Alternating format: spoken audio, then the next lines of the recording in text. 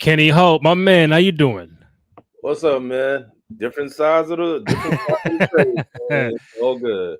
Yeah, usually we have you on the wrestling podcast Monday night, Friday night, PLEs. Yep. But for those who have been watching It's in the Game podcast from day one, my boy Denny Blanco is at a job training out of town.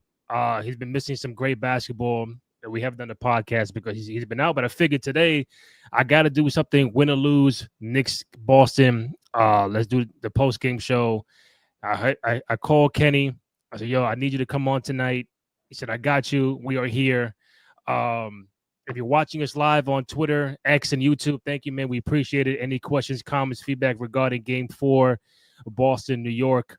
The Knicks have gone up 3-1 over the defending champion Boston Celtics, Yep. and Game 5 will be what? Was it Wednesday? Is it Wednesday?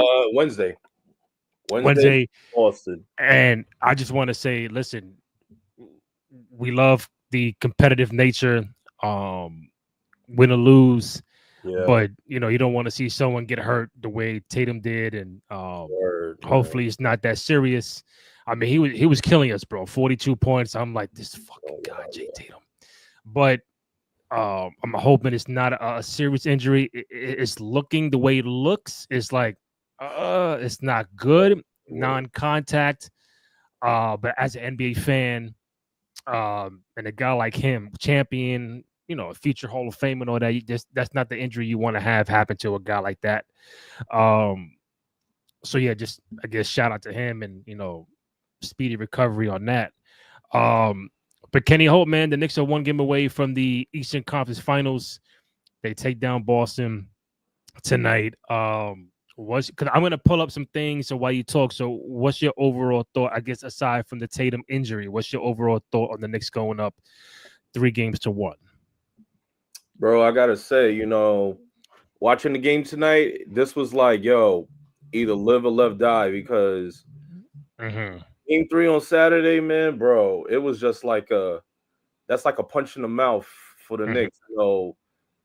Thinking about a sweep, but we cannot take away these are the defending world champions, Boston Celtics. That's right. Came out there. I mean, Jason Tatum. I said it before to my brother, like Tatum, Brown. They got to score 20 points. They got to score at least 20 points in the first half. But Mm-hmm. let alone last on Saturday, five of Boston's players all had double figures or so. The Knicks, Brunson had 25 points. OG had 6. Cat had Mm-hmm. 15. Tonight it got a little different, but honestly, man, I was seeing like one thing that Boston did. Yo, they had about like 5 steals in the first half, Mm-hmm. about 5 steals and transition into fast break points. And one thing I'm like, yo, the Knicks, you can't be doing that. You can't be playing sloppy. One thing about it, the Celtics already know. They like, yo, Brunson's the hot man. Yeah. Allow him to get his points, wear himself out. Brunson's going to try to get a bucket, but that means he's going to put his body on the line. Mm-hmm. He's going to do that, and then next thing you know, guess what? We got him. Yeah. It cat outed, but now I feel like something switched in the second half and halftime because, yo, that wasn't working. The next thing you know, steady clawing back. Then Brunson got to get more of his teammates into it. He can't keep pounding the ball. Every I know he's the general, but if he keeps pounding the ball, they all gonna take him out. They already know he's gonna want to take the shot. You got Cat for a reason. You got Bridges. Mm-hmm. You got OG. OG had 16 points today. Cat was utilized. I mean, Brunson's still cooking, but I think Well, that OG had 20. yeah, 20. My bad. Brunson 30, 38, McHale 23, Cat 23, and OG 20. So That's that's a better lot of than points from those guys. that's better from their that's a whole lot better from their Saturday performance and from their defensive standpoint. I guess in the Mm-hmm. second half this time they held Boston like you know it held Boston within like 3 minutes into like the last 6 to like 8 minutes from Yeah. the third quarter and starting into the fourth quarter. So Yeah. this momentum now, I'm don't want to see that happen to Jason Tatum, it's really sad. The man had 42 points. Like as much as they say, like, yo, JT this, JT that, but Yeah, and they want to do comparisons. I'm like, look, the man's in the NBA for a reason. The man true. can play ball, and despite what we say, like anyone, if he was to re-release, anybody would take him because the man can flat out score. He can play, and Hmm. he would definitely help any one team. So one thing about it, this is just now one thing that hurts the Celtics losing someone like Jason Tatum, seeing him go down Yeah. like that. That's like seeing one of your. It's like the battle of It's like the battle over Bunker Hill.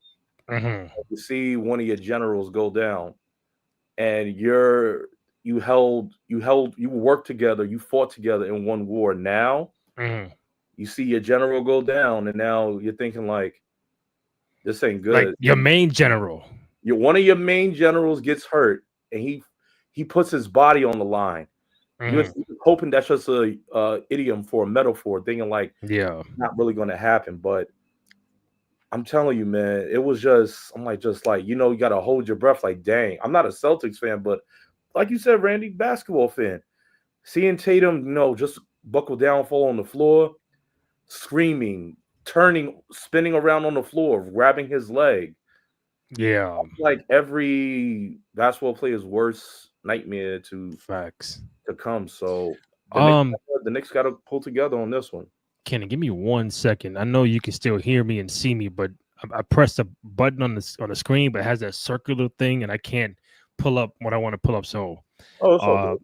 I'm gonna head out for 1 second and come back in. So give me one. We're still live, y'all. So anybody got questions, feedback regarding Game 4, Boston, New York, watching us live on X and YouTube, hit us up in the chat. Give me 1 second and be right back. Yeah. So for one thing, I see for the people that are here, thank you for coming in. I see someone put. It looks like it might have been torn his Achilles. Unfortunately, man, I just hope it's not a torn Achilles. I know that's just hard, but for one thing, we could just say is just hopefully that's not the best for. Our host Randy Cruz is back. All right, here we go, man. I want to share this aloud, bro. Here we go. All right, let's take a look at the box score from today. Jalen Brown 20. We mentioned Tatum 42, Derek White 23, who was annoying me in the first half. Yo, Derek Shows White. just showed you And how miss. just shows you how good he is. Peyton Pritchard, another guy, 12 points for Boston. They made 18 threes. They took 48. On the Knicks side, they took 34 threes. They made 12. As we mentioned earlier, OG 20, Cat 23, McHale 23, Brunson 39. Um, Overall, all around game from Hart, 9 rebounds, 5 assists. So, and then good minutes from McBride, Mitchell Robinson. Um, so yeah, man, this is a 3-1 lead, and I think a lot of people, unless you were OG is a dog. Bro, that dude is He's dogging. the dog, man. Got the defensive assignment for Tatum pretty much the entire game.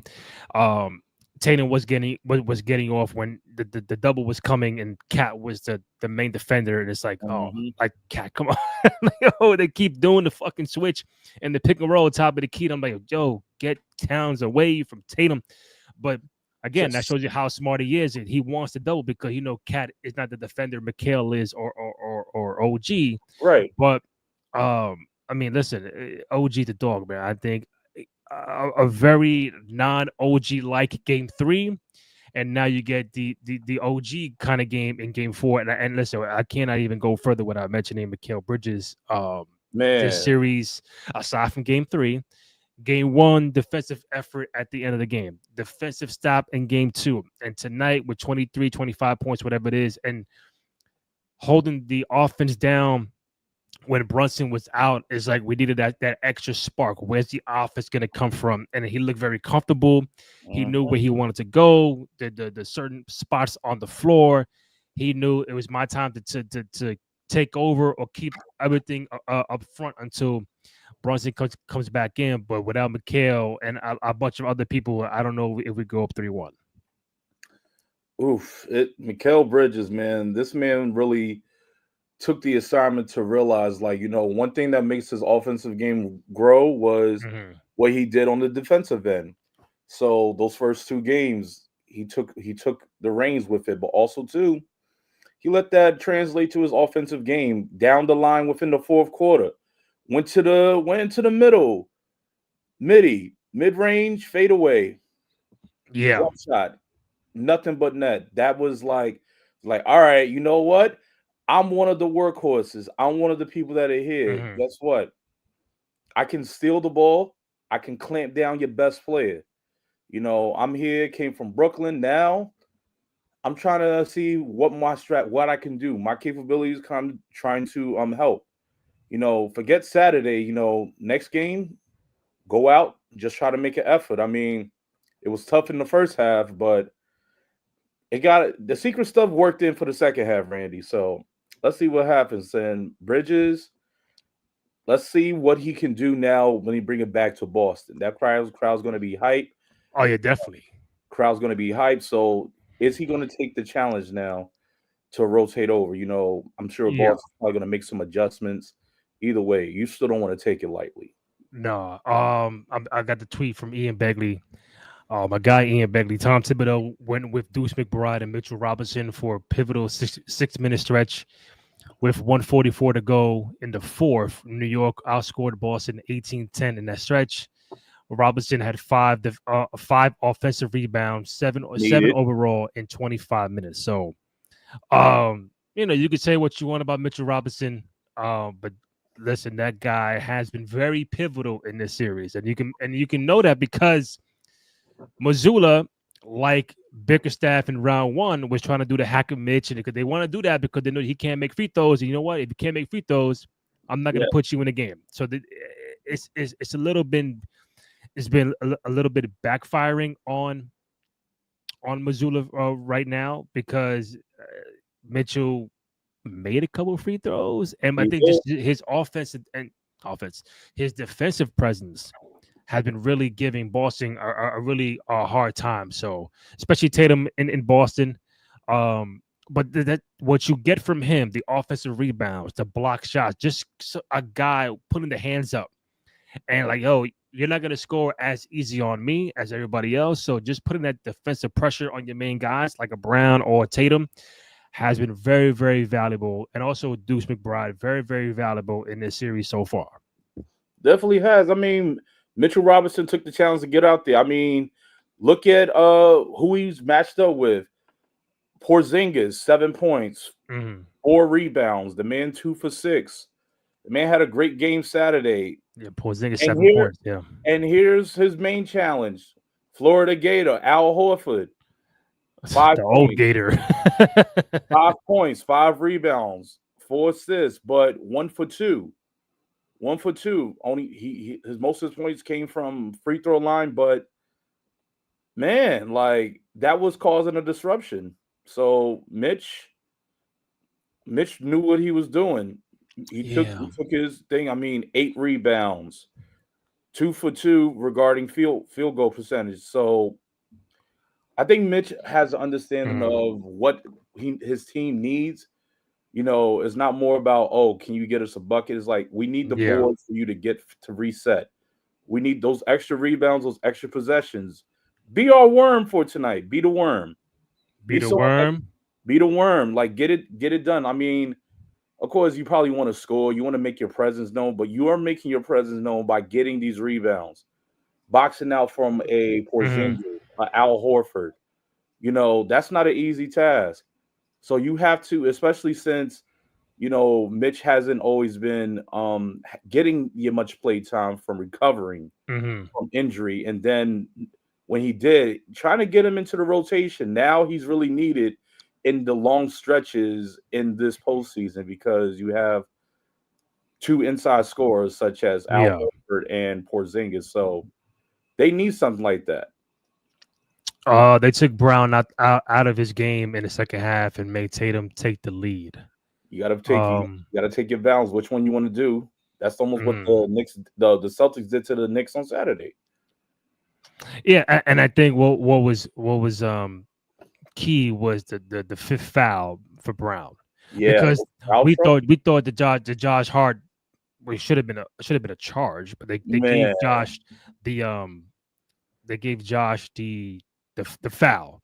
And then right after that, OG had the steal, and then they called a foul on Brown. So they, a ball don't lie kind of thing. And now Brown was out for a good portion of that fourth quarter, um, which put a lot on Tatum to pretty much hold the offense down. And I think by the time Brown got in, the momentum wasn't there. They The were damage they was were already down, done. I believe, when he got back in the game. The damage was already done. It was almost like too much. Those they were very heavy on the fouls today, especially when you bring in how I like to say red Hmm. eye, bullseye, Scott Foster.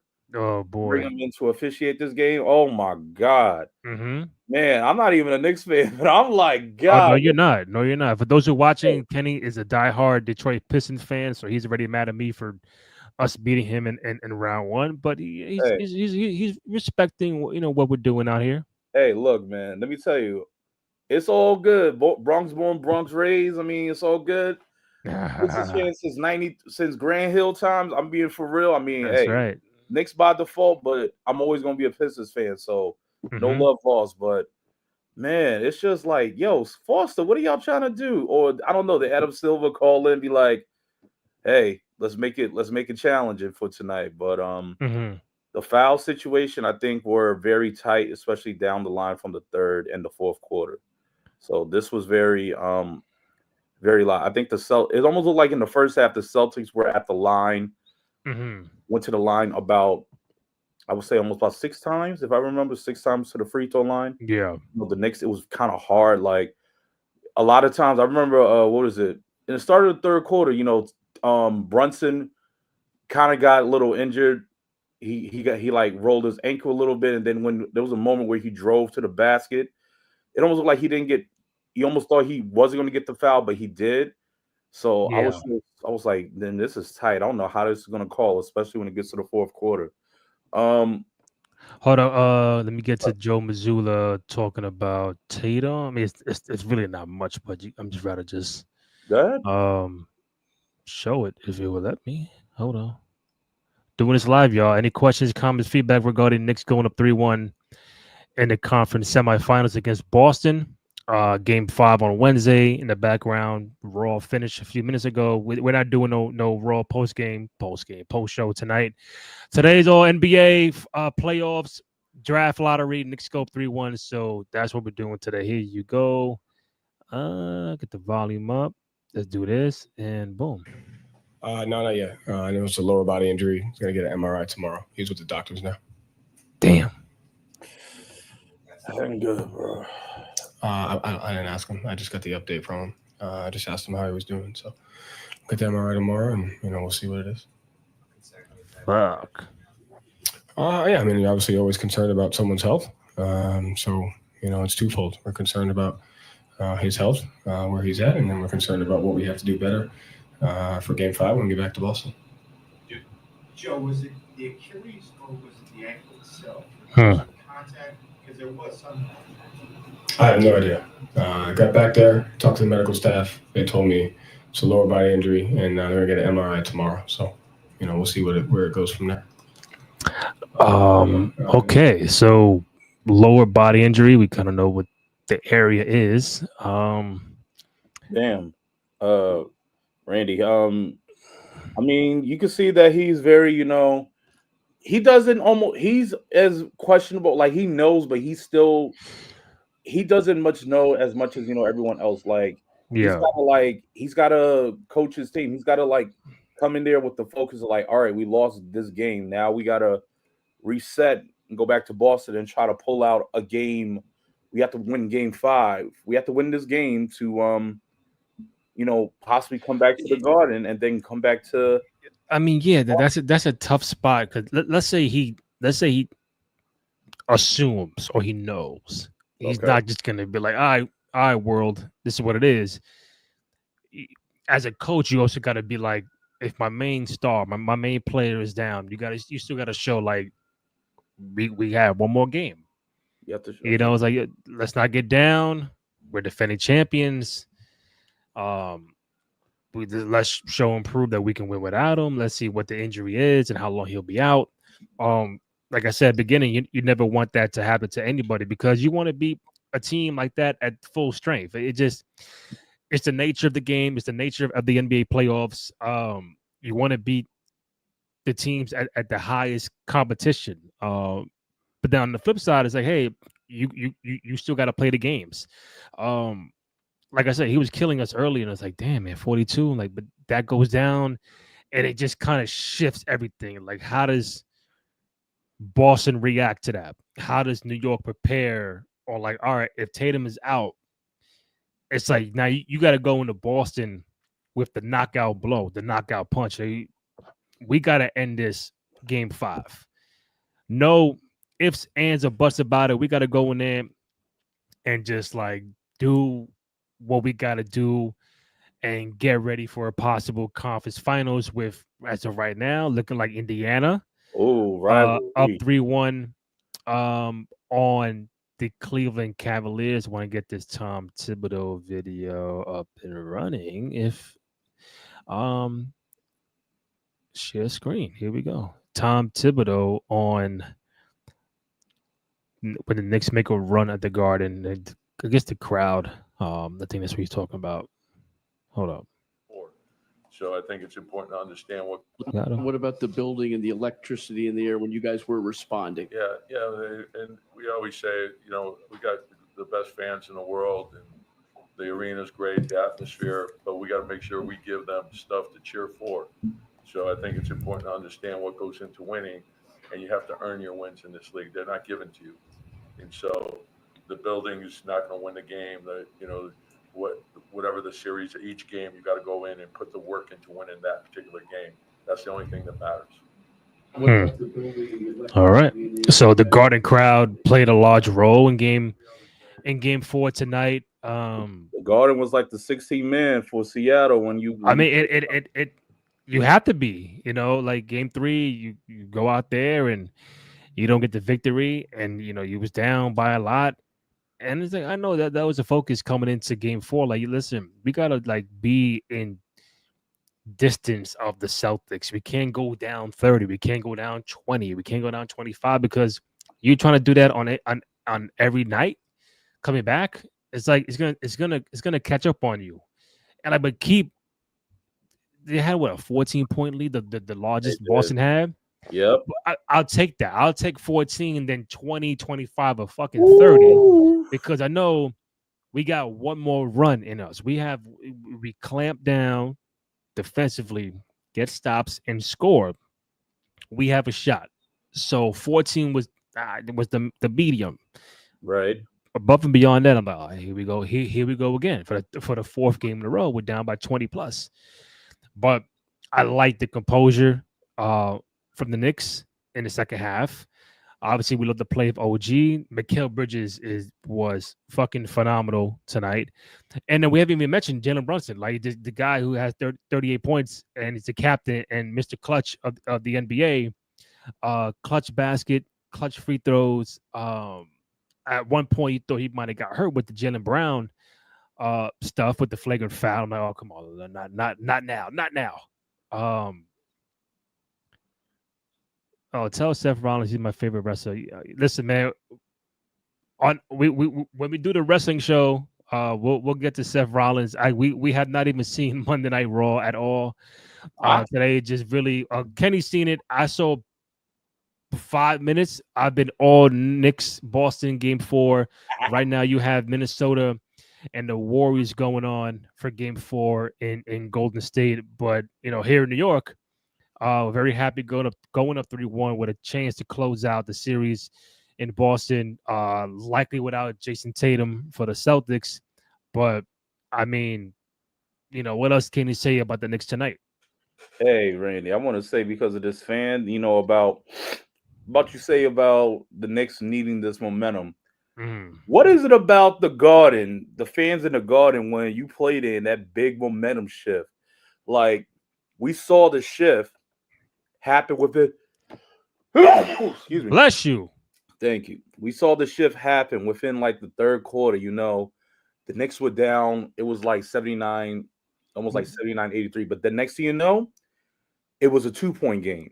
It went from that to a 2-point game. That's when the Celtics call a timeout. All right. How is that energy? Like, I don't know. I seen, other places like LA, the United Center. Yeah. Of course, the old Bay area, but it's something about the Garden, bro. What's Bro, about it's the Mecca. I know everybody keeps. I know it's cliche, but it is the Mecca. It is the place where if you make it to the NBA, that's like the one place you wanna play. Obviously, if you're not on the Knicks, that's the one area, the one place you want to play on the road because you know how historic it is, monumental of an arena. It's called the world's most famous arena for that reason. Um, people, players get their career highs in the Garden. Players come back from injuries at the Garden because they know if this is my once or twice a year, I'm going to play in front of these fans. Like they'll let you know. They'll let you know when you playing like shit. They'll let you know when you busting their ass. It's New York, and it's like you can't even like really explain it. But when you step on that floor, man, it's like it's Broadway. It's magical. It's even as a fan, you go in there and see the bright lights. Like, wow, this is the Mecca. This is the Garden, like the home of Ewing and Clyde Frazier and all these events. It just all front and center? like I've never been to Staples. I never been to Chicago Stadium, the United Center. I've been to Boston Garden, TD Bank one time. Obviously we here in New York. I've been to Barclays.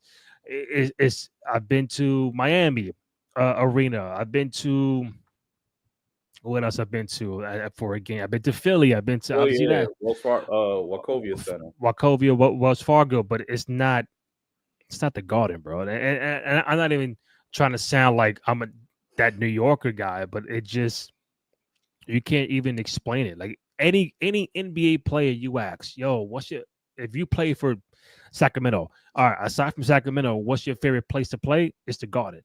It don't matter who it is. Eastern Conference, Western Conference, my favorite place to play is in the Garden. And I know a lot of fans say F this player, F that player, but when those players come, they're looking like, yo, this is I wanna do this right here tonight in the Garden. Oh, You know what I'm saying? So it's just an extra emphasis, an extra oomph into what they want to show to the fans. especially right now, the next one, damn sure 34th Street is probably going crazy. Oh my god, I can't even imagine. Crazy. I Yo, can't even imagine. you trying to leave, you got work in the morning, you stuck on that, they turn off the escalators, you got to walk down those escalators, try not to bust your ass. Bro, can't even imagine. Oh, Matt, hold up. Yo, you just said it. ESPN New York just put it up. I love doing this live show. Hold up. This is, oh, no. Press the wrong button. Oh, ESPN. oh God, here we go. You see it? Oh, yeah, hold up, bro. Yo, bro, put the volume up.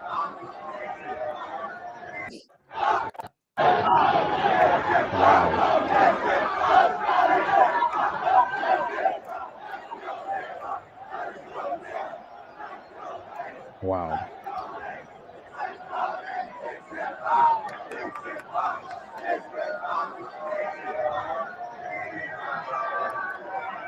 You're looking at New York people. Game 4 win. Right now. This is winning the second round. Can you imagine the hey, listen. Let alone the NBA Finals and the Knicks win? Like Kobe said, job's not done. The job is not done. But if I was Doctor Strange in a parallel universe, I would tell you by looking at the time stone, this city will not stand in the next 3 days. bro. This Do you is imagine all the way from 7th Avenue all the way up to 42nd to Harlem, to Queens, the Bronx, bro? Everywhere's going to be joy, pandemonium, because, bro, I'm sorry to say for the Knicks, this might be the year. But job's not done, Randy. job's not done. I would love for it to be the year. I'm like, yo, let's do one game at a time. If we knock out Boston in 5, just know that the next opponent, Cavaliers or Pacers, is it's not gonna be easy either. That's not gonna be easy. It's not. Like the history we have with the Pacers, obviously goes back, and even Nah. last year, like we were up 2-0 and they won in 7. We had a couple guys out, and you would like to get that revenge back, if you could. Like Cavaliers, we took them out 2 years ago, but I think it's a different Cavalier team from 2 years ago in round 1. So no matter what, you're looking at teams that you've recently played in the playoffs, and it's weird how like the Knicks, once they got back into the playoffs, I think aside from the Atlanta Hawks series, they've been playing a lot of their rivals.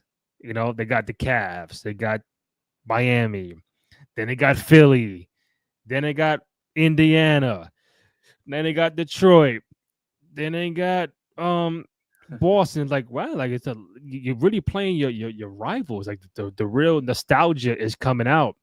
Like old school 90s NBA, Knicks Pacers, Knicks Miami, and Knicks Boston. Like, whoa, wow, this is throwback. But seeing this right here, man, listen, I was there when they won game 1. It was a watch party. Like it was just like this, but now they won game 4, and this goes on for like an hour, like shutting down 7th Ave, chanting whatever they're chanting, and just like this right here, bro. It's like we've been waiting for this for such a long time. You can't get this anywhere else. Yeah, bro. The last time we made the conference finals was 2000. 2000. That is 2000. a long time. 25 years ago since I was in making a 4th grade, conference baby. finals. Bro, I was. He was in what grade? 4th and 5th. Oh boy, I was. Shit, I was a junior in high school. Damn. Hey man, look, all I know 25 years, crazy, but it's I Empire State Building. I remember the Daily News was just making everything. You see those papers when you go to the store before you go to school, they were just blowing up. Those were the big things. And for one thing about it, I could say for the Knicks, despite the 25-year approach, but this is always for the Knicks. All the legends come out, all of them, pay homage. And so, because once it's almost like crazy it is, once a Knick, always a Knick. Doesn't matter what team. Like this right here, Randy, the legends of the Garden. Who we got in that photo? You have Amari Stoudemire, Stephon. Clyde the Glide Drexler. Clyde Drexler. Clyde Drexler. You mean Clyde Frazier?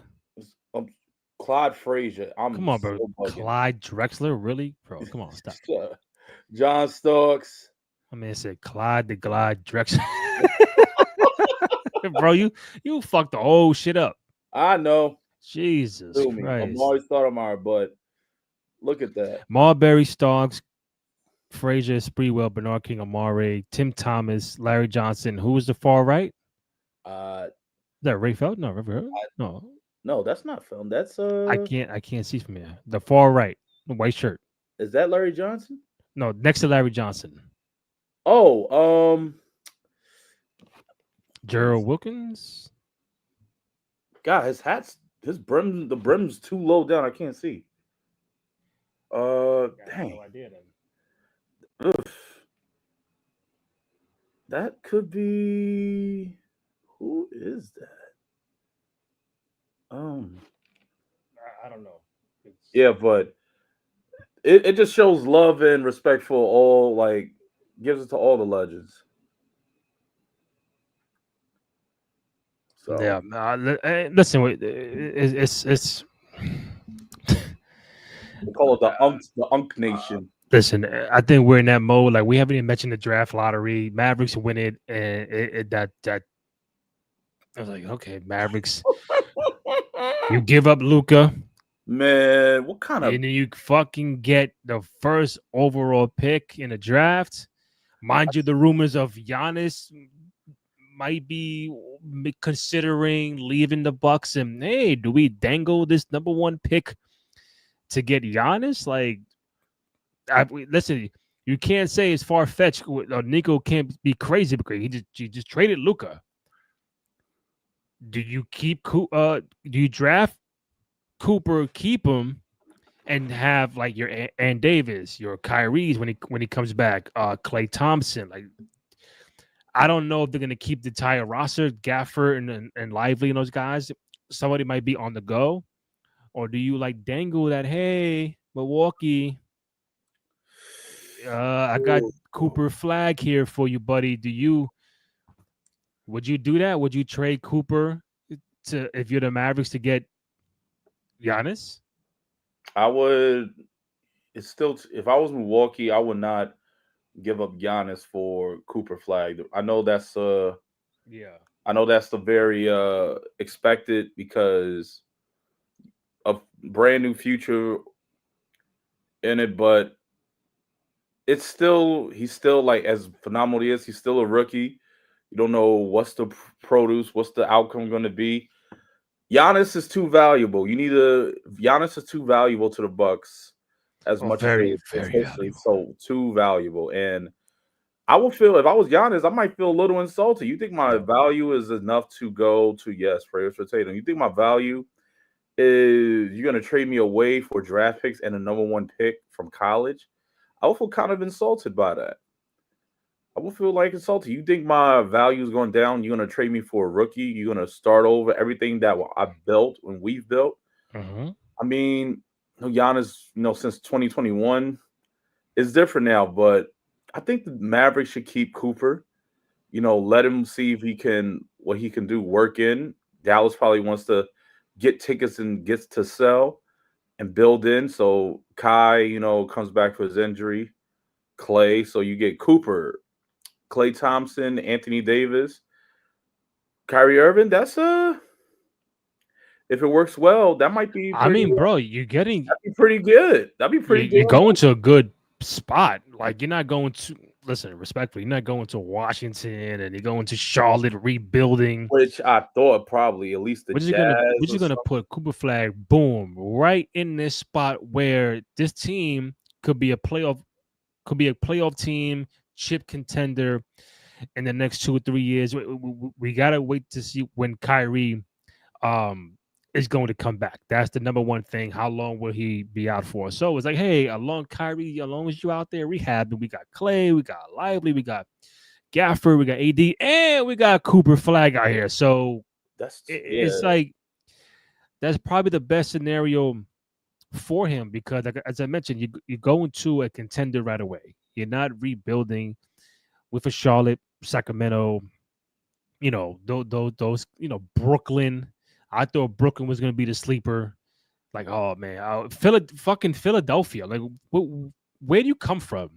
How you get top 4? Like, just can you imagine Cooper, Embiid, Maxey, Paul George, the rookie that was killing before he got hurt? Like, yo, bro, like, really? You gonna put Cooper Flag in Philadelphia?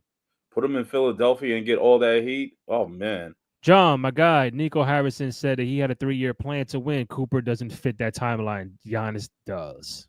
Man, Nico Harrison reminds me of Dutch Vanderlyn from Red Dead Redemption. It's all a part of the plan. If y'all were some real gamers out there, this can't be no part of the plan, bro. This can't be. I'm gonna trade Luka. You know what? I'm gonna get the first pick. It can't be. Who would think like they would get the first pick? They made it to the play-in. What contention was that? This was worse than when the Knicks got the 8th draft pick after 2018, 27. Like they got the number 8 pick.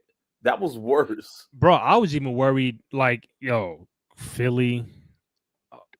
I wasn't worried about Brooklyn, but okay, if Brooklyn got it, okay. Like San Antonio, I'm like, there's no way they're gonna put fucking Cooper Flag and Wemby. Wemby, Chris Paul. That is not fair. Castle, like those kind of Keldon That's Johnson, not like fair. I'm like, come on, bro, you serious? And That- I think they would have been a playing team if he didn't get hurt, Wemby.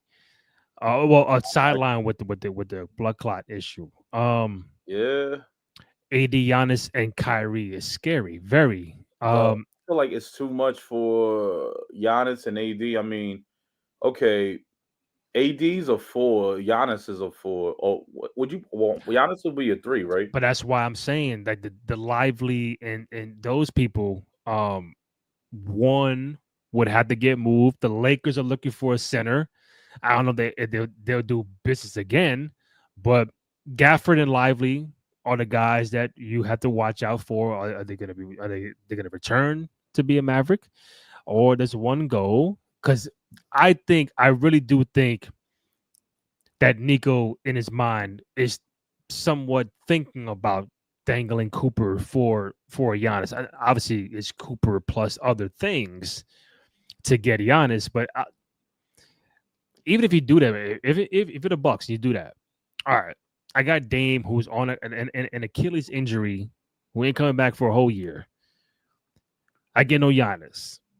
Now Cooper Flagg comes in and he's with what Brook Lopez and Kuzma and Bob Porter. It's like it's a weird situation. Like Cooper would just be unless it's Cooper and like the Gafford or Lively and some other shit going to Milwaukee, I think it'll be considered.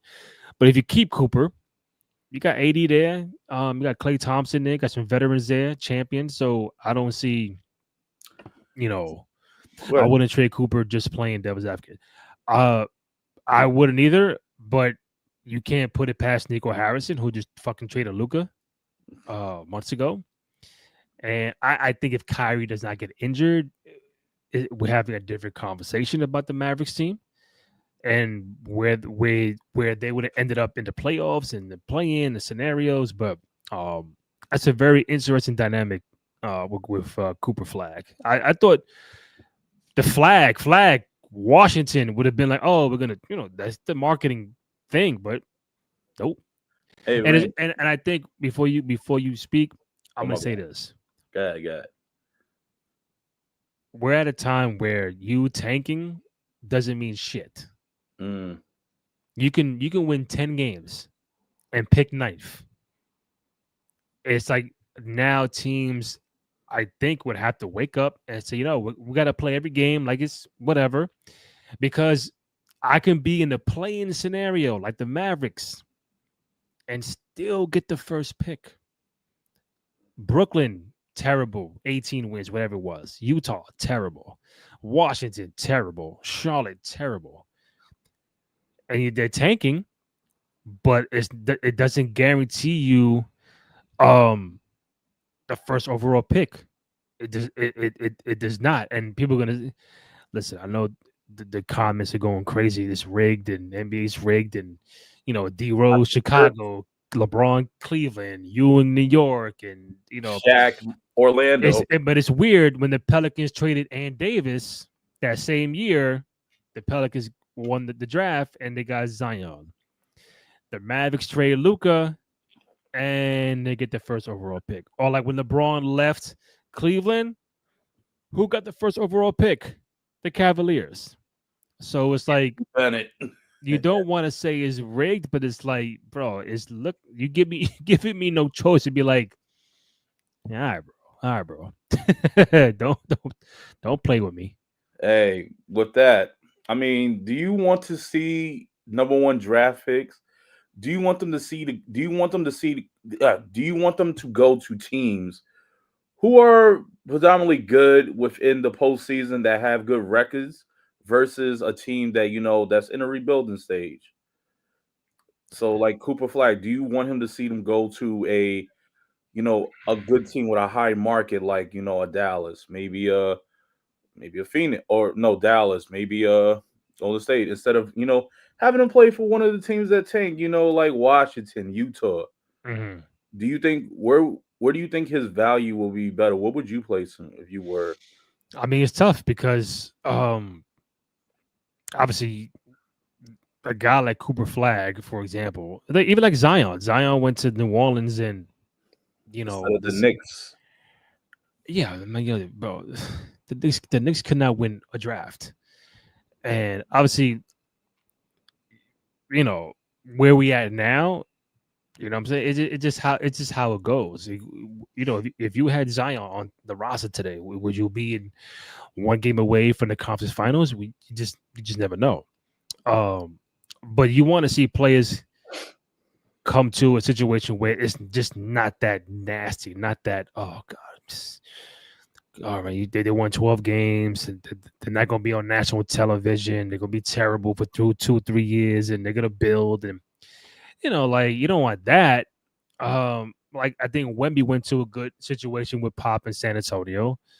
I thought Zion went to a decent situation with New Orleans because they made the trade and got some valuable pieces for that. Like bro, I don't even was it this year? Like the rookie from Atlanta, the first overall pick from the Hawks. I don't like Yeah. I don't know how he did. I know you play. I'm just saying, like, just those people. You go to Atlanta Hawks, cool, not bad, but you don't want to see a good talent like Cooper Flagg go to like the bottom of the barrel. Like, oh god, here we go, 3 straight years. Now, year 4, we get to see the revelation of a high quality talent.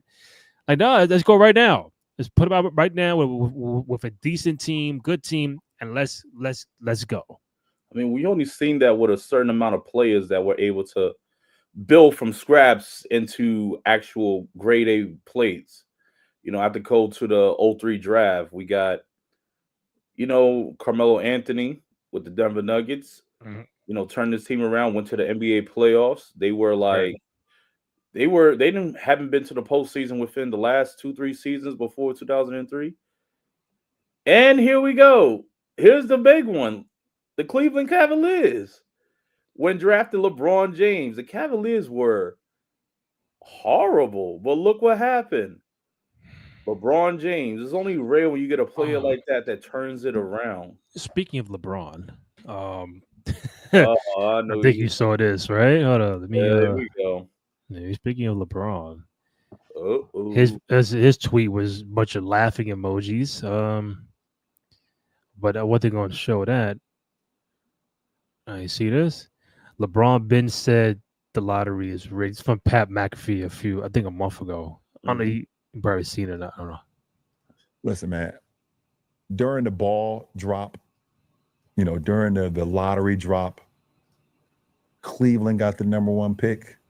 I just don't think that was. What a coincidence! Don't you see Wemby with the Spurs? Oh my God!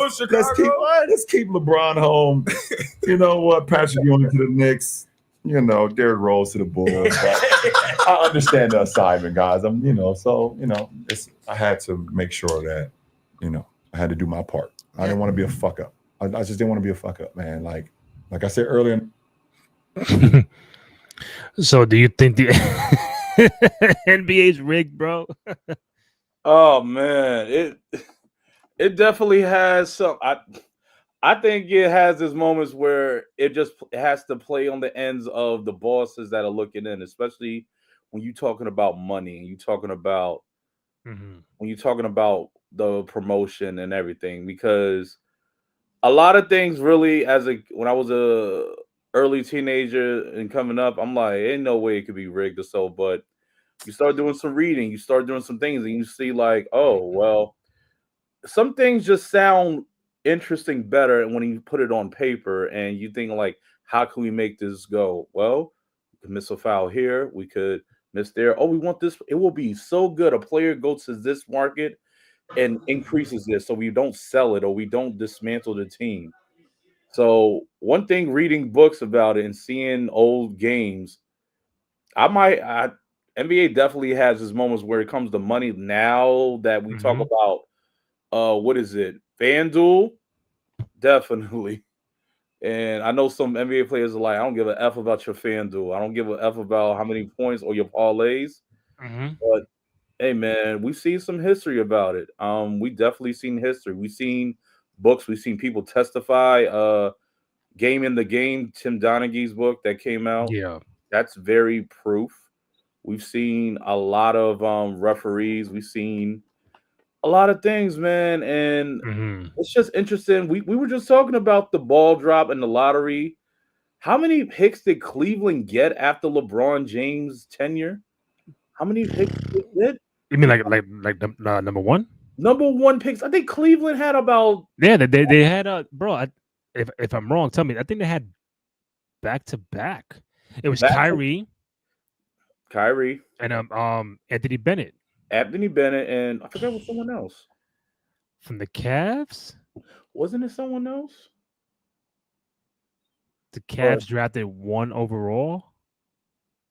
Nah, I think it was just those two. Oh wow. Because they made the finals for like all them years in a row, and then the pandemic hit, and then they had draft picks, but not number 1 overall. Then they traded for Donovan Mitchell, so no, it was just those two. It's just like, man, Cleveland gets 2 picks back to back after year after year. Yeah. Like, come on, man. Yeah, that was Gerald Wilkins on the end, bro. By the way. Oh, Gerald Wilkins. Yeah, Respect. Gerald Wilkins. Yeah, but it's good to see the alumni there, bro. It really is. All cool people. Got a chance to be around some of them. They just love this team, and I think just to go back to the Knicks, I think just the last time we had this run was in 2000. As far as getting one game like really close to the conference finals. I know last year we were up 2-0 and with Indiana, but it seemed like that's what made me a fan back in '99. So I tell everybody the story that I was diehard Chicago Bulls fan until everybody started leaving, and then they made the trade for Sprewell in I think January of '99 from the Warriors. At this time, they already had the Larry Johnsons, they had the Allen Houstons. I believe they had Camby at this time. Marcus Camby, Houston, Ewing still there. Those guys, and then obviously you bring Spree. Though that team was the team that made me a fan. Right? Who? Someone put Wiggins. It was Andrew Wiggins. Wiggins what? Andrew Wiggins. Yeah. What about Wiggins? He went to Cleveland. Or he went to Cleveland. Oh, he was the number 1 overall pick. Yes. So you're trying to tell me the Cavs, since LeBron had 3 number 1 picks? Come on. Yes. And the Knicks couldn't get fucking 1? Not one since 1984. That's right. Andrew Wiggins, man. Wiggins, Kyrie, and Bennett. That's insane. And then you fucking trade everybody. Yeah. Bennett in 2013, Wiggins in Back 2014. to back. And then he had Kyrie in 2011. That's crazy, though. That's nasty. I mean, John, thank you, man, but that's nasty. Man, nasty. Got the Rock and Roll Hall of Fame. I can't get one pick. I can't get one first overall pick. The New York Knicks can get 1 pick, bro. No, but you get the Cavaliers got three number 1s in 4 years. You know who you get? You get Mayor de Blasio and Eric Adams. That's who you get. Come on, bro. But man, crazy, bro.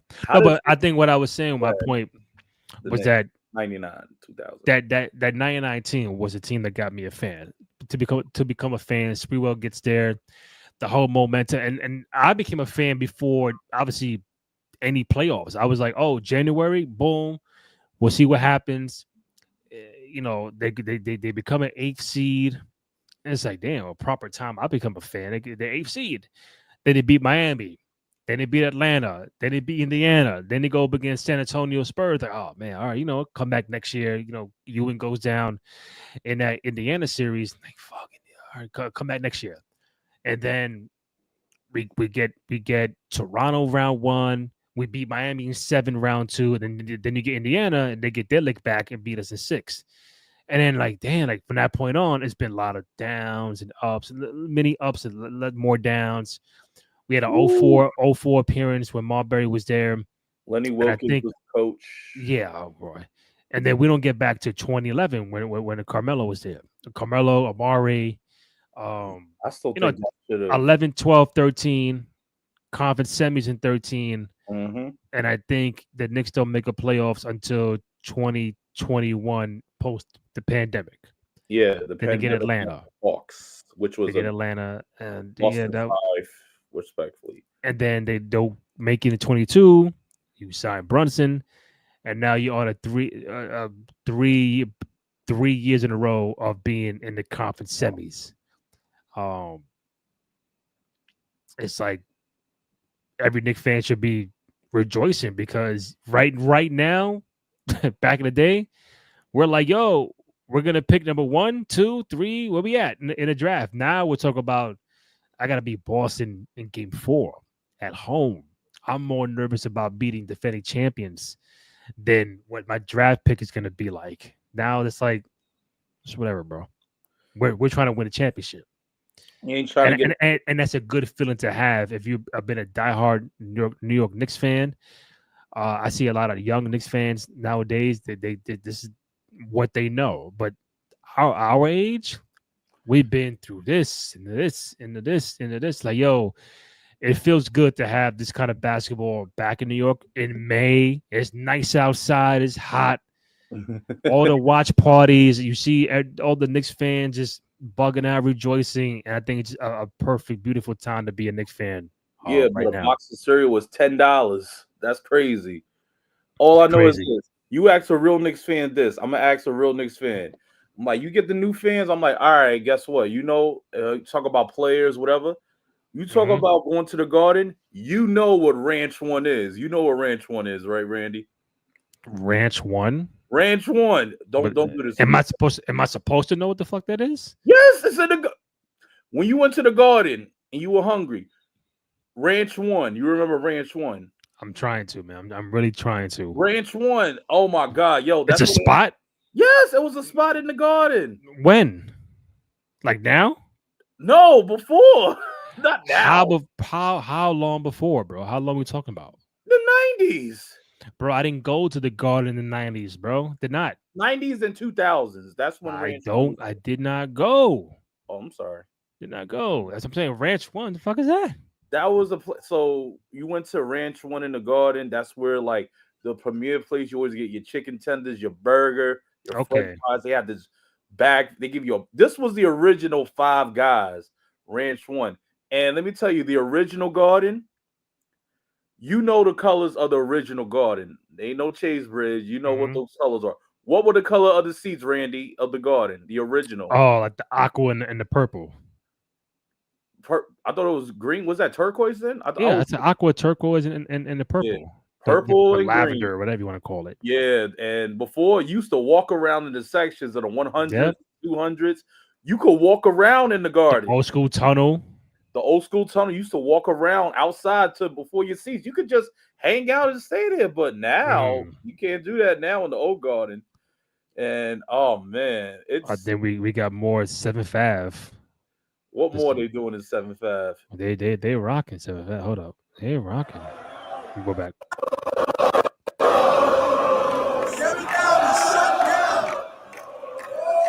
I mean, it's great to see, especially the new fans, you know, mixed with old fans. It's just the energy, you know. You can learn something from it. Take apart, even though a lot of new fans, you could say, are not from New York, but they supporting the team. Yeah, so it's just a part of the basketball culture. The basketball gods are, you know, say you finally feel like the basketball gods are on the Knicks side. Like, it's been a very, very long time since they've been doing that. Bro, I could say I remember a long time the Knicks came.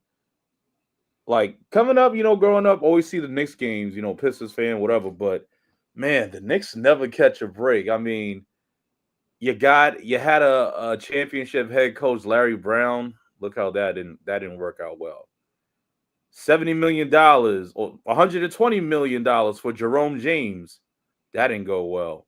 Oh boy. Then Channing Frye, Ronaldo Balkman, Channing Frye. Channing Frye. Okay, yeah, that's my guy. I know, respect. Ronaldo Balkman. Yeah. Yeah, it just goes on, and then you get legends trying to coach the team. Herb Williams. You get Isaiah Thomas. The Knicks went up and Mike D'Antoni. but My guy Mike Woodson though. Mike Woodson, that's the one. That's the one. Woodson with the Knicks tape really hit. Number 1 pick. Oh yeah, Andrew Wiggins got traded for Kevin Love. Yep. Wiggins never played in Cleveland. That's why you don't remember. Oh, so he got drafted, never played, but he got traded for Kevin Love. Played, and look at that. But to your point, to Giannis, you're going to trade me for a rookie? Look at Kevin Love. I know Kevin Love is not Giannis. I'm just saying he got traded for a rookie who ain't play a second in the NBA. But the Cavaliers, they figure, hey, our window is now to try to get one because we got LeBron back. LeBron probably say, trade Wiggins for Kevin Love to get my big three with Kyrie and Kevin. So that's what I'm saying. Cooper, Giannis, I wouldn't rule it out. Does it happen? I wouldn't be surprised if it did. It's very almost like slim to see. I wouldn't be surprised if it did, bro. I'd be like, man, I told you that shit on May 12th that he was gonna fucking do that shit. Like, come on, bro. All right. If you was a drop of the hat, where do you think? You probably said this. Where do you think will be a good fit for Giannis to go? Like to benefit because like a championship. Like contender, because the thing is, Giannis does not need a ring. He got one. Yeah, but like, where would it help? Conference, like, where do you see a better role? It's not for him to dominate. Where would he fit? Because he would dominate. But one thing about a championship team, as we've seen, like they're all dogs, all apex dogs, all apex predators, but the sacrifice comes when knowing that, we know our strengths, we know what we can do, but for the betterment of the team, we need to take these certain talents away in order to meet the main goal, and that's winning a championship. So you put a Giannis with make a super team, him with you got him right now in Milwaukee. You got Dame. You got Giannis. It's not really the thing is not working because of injury. But if you put Giannis on a team like with Bradley Beal and Kevin Durant, the one reason why a lot of that really doesn't because you have two individuals who are very ball dominant, and we didn't see that almost work because we may not have seen the sacrifice that comes with it or the willing to probably really utilize what? It has to come within.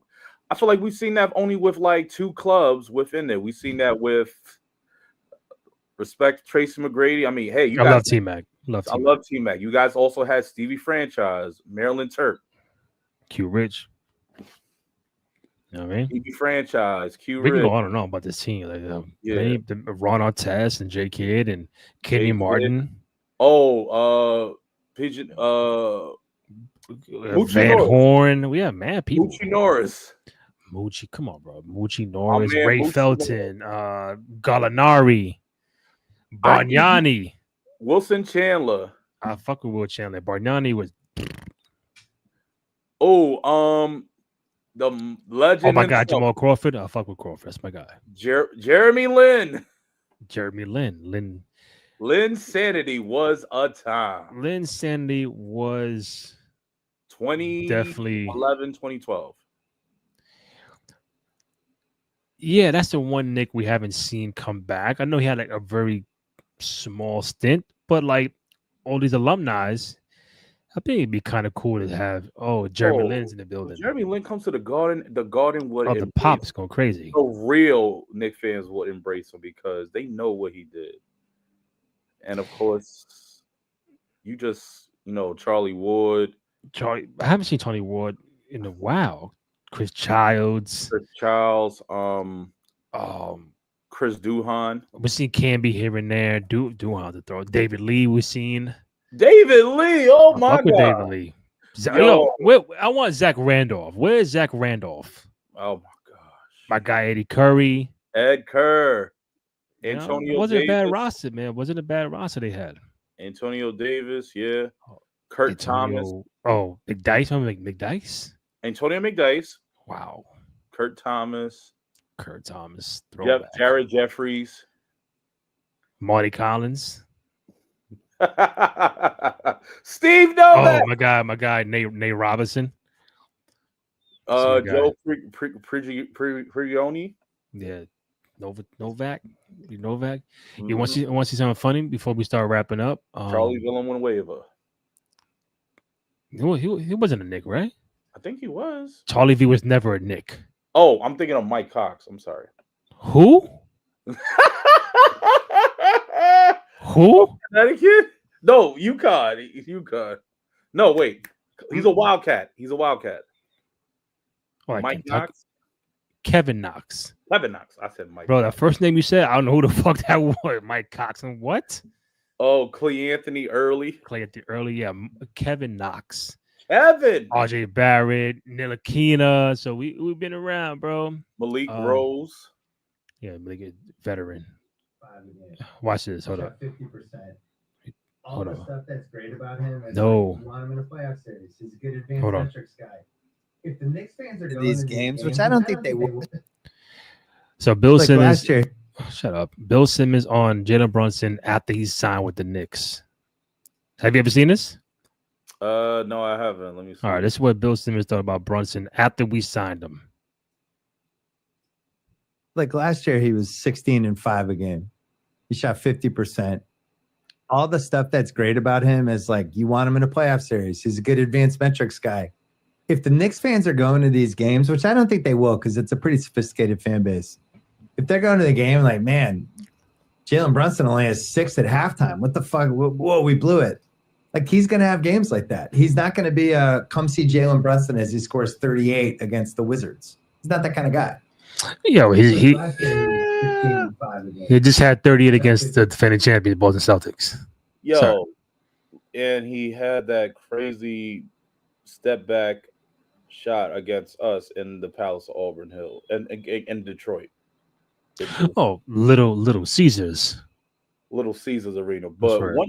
one thing I can say about the Knicks, man, yo, this Knicks team within the last 4 or 5 years, yo, the Knicks been doing a good job of getting a lot of blue collar guys from teams that, you know, these are real like workhorses who were not given probably the opportunity or who want to try to be proven as an all-star or proven as a top guy. Remember that. Yeah. Jalen Brunson from Bro, everyone really wrote him off as so. But Yeah. Here, Josh Hart. Then you have, you know, Josh Hart, Mikal Bridges, you know, Deuce. You know, you got Deuce. drafted. Yeah. Deuce.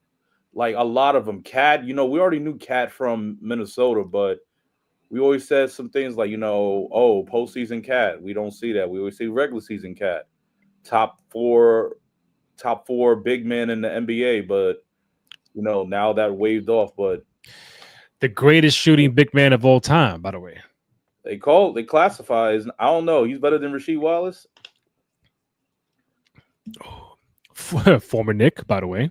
Former Knick. Once a Knick, always a Knick. Is he better than Rasheed Wallace? Better shooting guard of, I don't know. I don't think he's better than Sheed. I don't know. I think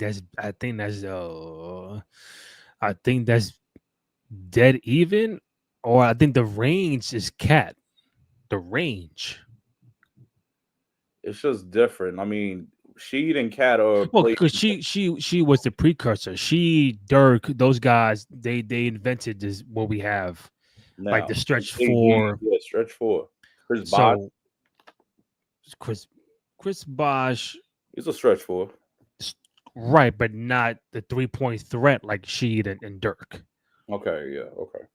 You know, even like Zach Randolph, he's a threat, but he's not like, yo, I'm a consistent, you know, knock it down. Mm-hmm. Sheed and Dirk, they were like the pillars of like what we have now. where your Al Horford wants to shoot fucking threes and those kind of guys. You know, when is the NBA draft? Next month, Really? June. Probably like a week and a half, 2 weeks post NBA finals. So 20 something, 24, 25th. The lottery was early today. Mavericks had the number 1 overall pick. They will pick Cooper Flagg. I think aside from that, just seeing the first 5 picks, I think is like, Harper, Bailey, um, the guy from Tennessee, I forgot his name, and VJ Edgecombe from Baylor, along with Cooper. So those would be the top, the top 5 picks in the draft. Remains to be seen, but yeah, man. 3-1 Knicks tomorrow. The Pacers look to close out the Cavaliers. As of right now, Warriors are up by 4 on Minnesota going into halftime. Is Donovan playing tomorrow? That is a great valid question. If he doesn't, do they have a shot? It's gonna be tough. You don't have Garland. You don't have Donovan. Why Garland? Why won't he play Garland? He got hurt. Garland had a sprain. He had a sprain. Damn, these fucking injuries suck, bro. Yo, one thing about it, like, look, man, we all want to see our team win. Of course, we want them to reach it. But one thing about it, I guess, for honor, like the code of honor, like Samurai's honor, if we want to win or anything in life, we always want the best. We don't want to hear no, but what if? We always want to play against the best. You always want to play against the best and beat the best to know that you are the best.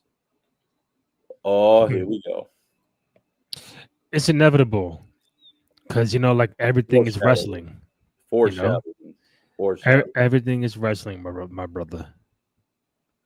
Knicks and Pacers in the conference finals, maybe. Last year, bro. Pacers. But you know what's so very crucial to that? What up? Knicks will have home court advantage. So that means they'll finish out a game 7 again if they possibly go in the Garden. Well, I don't know about game 7. I know if the Knicks and Pacers meet up in the conference finals, games 1 and 2 will be in New York. You can't tell me those aren't important games. That's why you get past Boston. If Pacers advance, you get home court. If somehow the Cavaliers come back, you on the road games 1 and 2. So you're looking at it right now. Hey, SmackDown, you might have predicted the finals of the conference a year ahead of time, and this was in the Garden for SmackDown, and just a couple of months, I think a month after their conference semis, game 7, and it's like, hey, are you foreshadowing a throwback to the 90s of a Knicks Pacers conference finals, and I get home court? Come on, bro. You gotta give me that. You gotta give me that. We about to see something that hasn't happened in over the last few years, bro. This is decades, year long, a millennium. Nah, it's really it's amazing. I think just seeing. Listen, we've been saying it all hour 15, but to be a Knicks fan now, diehard Knicks fan, you bleed orange. If I cut you open, orange and blue gonna pop out. Like Knicks fans have been through a lot. Yeah, y'all have. Coaching changes and free agency and this and that, and like it's a lot. But now it's like they even made fun of the Knicks in 2 animated movies in Madagascar and in Soul. Yeah. But to go through all that to get to where you at right now, it's like, damn, it's worth it because I know what my destination is. Like Triple H said somewhere. I know what my destination is. It's just the path is gonna take you here and there and here and there. But no matter what, I'm getting there. It's just a matter of time. And look at 2025. The Knicks are one game from the conference finals. If Indiana wins, we get home court. You can't ask for nothing better than that. You can't act. This is premier basketball, baby. This is basketball at its finest. And this is, you talk about a rivalry, this is for Pacers and Knicks rebirthing last year's matchup. But now it's conference finals. The last time they met was in 99. Well, no, was it 99 or 2000? For what? Their conference finals rematch. The last time they play in the conference finals? Yes. 2000. 2000 conference finals. We remember that. Pacers went to the championship. But 99 conference finals, Larry Johnson's infamous 4-point play. You can't get nothing better than that. And you know who's probably going to pop out. But you know what? Let's not even worry about that, because still, Wednesday, 8 o'clock or 7:30. Knicks have a job to do, and it's one game. That's right. One quarter at a time. That's what you got to do. You haven't won yet. This is still. Let me see what Wendy has got to say about this injury. Yeah, this is a seminal night in the NBA. A lot of fortunes changed hands tonight, and the Knicks were brilliant in this second half, especially. They got contributions up and down their lineup. They got the game to clutch time, which is their mission. Mikal Bridges was amazing. Jalen Brunson carried them home. But the pit in the stomach is what we have in the defending champ and Jason Tatum, because Tatum was having an elite game. He was having a big fourth quarter. This was going to be potentially an iconic finish. And now the whole thing just feels deflating, because, I'm sure 7th Avenue right now in New York, I'm sure it's wild outside the Garden. I'm sure the fans are embracing this moment. And it is a moment to be embraced by the Knicks and their fans. But there's a dark cloud hanging over this, and that's what you can't get away from right now. Jason Tatum finished with 42 points in this game, and as we just heard from Jalen Brunson, there is still at least one more game left to be played in this series. The Knicks are hoping to close this out. If, in fact, the Boston Celtics have to do it without Jason Tatum, who are you looking toward? They have the talent. They're one of the most deepest teams in the top of the talent pool. Jaylen Brown did not have a good game tonight. He had foul trouble, was benched down the stretch because of it. Jaylen Brown has not had a good series by his standards. The door would be open for him to really come back and try to rescue the team. The concern that you have, obviously, is whether this is potentially a long-term thing for Tatum. And so you're thinking about that as much as you are thinking about this series. So the Celtics have proven that they can overcome odds. They've come back from situations before. The Knicks obviously respect that. This is also a golden opportunity because, Malika, Indiana is up 3-1 in that series. That means that the Knicks, who in my view had the hardest draw of all teams in the playoffs, potentially are one win away with the Pacers win as well from having home court in the Eastern Conference Final. Did I just say that? You did. You did. Wow. Bless you. Any final words, Kenny, before we wrap up tonight? First, I appreciate you coming on, filling in for Denny Blanco. He's what do you call it? It's a retreat, working training out of town, but hopefully he comes back on the 15th. So but I appreciate you coming on, having a good time with us. Yeah, man. Thanks for bringing me on, Randy. Always like basketball. Always basketball is life. Ball is life. And that's right. I ain't a Knicks fan, but I love basketball and watching the Knicks. Always watching Knicks, but I'll be able to say which I'm in a part of a little history set run, and it's just crazy. The city's alive. So today. A lot happened. My last point. A lot of basketball happened today. Yes, sir. Knicks one game away from the conference finals. Tatum was 40 plus, about to go ape shit on the Knicks. Cooper Flagg could be a Maverick. The Mavericks win the NBA draft lottery. Earlier today, which we didn't even get to, and I won't get to it until next show, is the certain somebody's is coming to NBC next year. Oh yeah. Michael Jordan is a special consultant or contributor to the NBA on NBC coming back next season, which I cannot wait for. They build a incredible roster of people to work with them, and then you add the cherry on top with Jordan. We don't know what he's gonna do and how often, but just knowing that you got him in your back pocket to do something for the network speaks volumes. You have the greatest basketball player of all time on your network doing something, and we didn't even get to that part. I'm gonna do more of that next time, but it's a lot of basketball. One word that you went would on. describe Michael Jordan coming to NBC. Aura. And what do you think about NBC when it relates to the culture of the NBA? Oh, nostalgia. Classic nostalgia. It just, you hear the it's like you hear that, it's like hearing the fucking the ice cream truck downstairs. Mr. Softy. Mr. Softy. The jingle was like, oh, I know the jingle. No matter, you could be 35, 40 years old. You hear the NBC jingle, it's like, oh my God.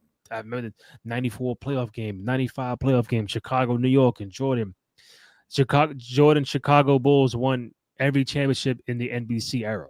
So you might as well bring him back to do something. And, he is. So TNT is going to be a wrap this year. They come back to NBC, which I thought they never should have left in the first place. But, that was 02. Times have changed. And I think now we're going to get that real throwback nostalgia, real analyst kind of feel coming back. Because you got him, you got Melo involved, you got Jamal Crawford, you got a whole bunch of other people that's going to be involved in this stuff. That's really like, this is really like for, just for fans and old school. Like, if you like basketball, you got the greatest of all time, Michael Jordan, and one of the greatest scorers, almost two of the greatest scorers. And you know what's so crazy? What up? That Michael Jordan is the contributor to NBC in what could possibly be LeBron's final year.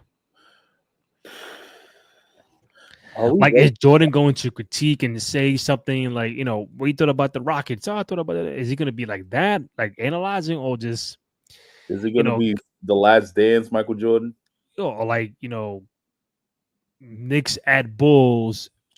Jordan will be in Chicago doing something. I don't know what they're gonna do, but is he gonna just be Chicago Bulls, or is he gonna go across the country to different games? Like, remains to be seen. But him doing something with the new network NBC in LeBron's potential final year, the final world tour, like, it's just very interesting timing for Mr. Michael Jordan. Michael Jeffrey, but Jesus. Kenny, let me I don't want to hold you up. I know you work tomorrow. I greatly appreciate you coming on. You should do this more often. Go follow Kenny on social media. Hold up. There you go. Bless you. Excuse me. All right. Cowabunga _K_E_N. Myself, Randy J. Cruz, RENDY. Letter JCRUZ. Find the podcast on SoundCloud, Spotify, Apple Podcasts, also on Amazon Music, YouTube.com/Cruise Control Podcast. Go ahead, download, rate, comment, like, subscribe, all that good stuff. Show some love and support for your boys on the program. For myself, Randy Cruz, my guy Kenny Holt. It's in the Game Podcast. We out.